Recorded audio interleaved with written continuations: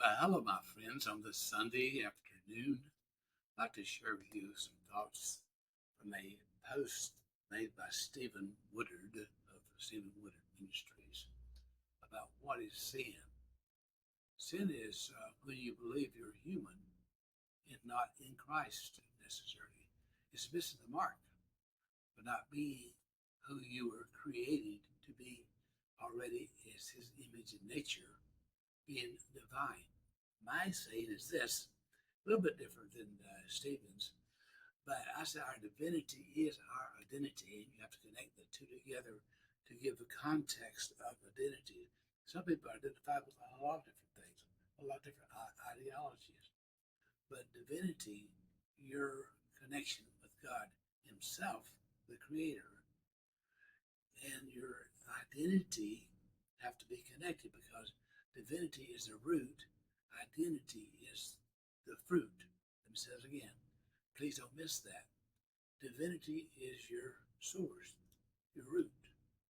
Identity is what you recognize as your identity of who you are and what you do in this world. You're one with Him. You're one with the divine, and the divine is one with you. And sin is not recognizing and living less than just what I just stated. Sin is not what you do, it's who you were and you have always been since conception when the egg and the sperm meet, it brings forth light. That's right. It can be seen scientifically. Here began the light of the world at that moment in time. But no member in the religious church system told you that because they taught you a religious dogma. If you heard me teach again, as I say anything, you've heard me talk about religion. Religion is a prefix word of re, is to put something in a small word, a prefix before a larger word. So if you put re, it means to redo or to return. So if you return, you have to go back and start all over again. And so when you look at the root of legion, which is legier in its root, religion is to return to bondage. Go look it up yourself. I'm a researcher myself, and that's what I found out. Just go look it up yourself. Don't believe me. Believe what you find yourself. So in Romans 6:6, it says the body of sin was crucified. Did you read that? Yes. It says the body of sin is crucified. That's a past tense verb.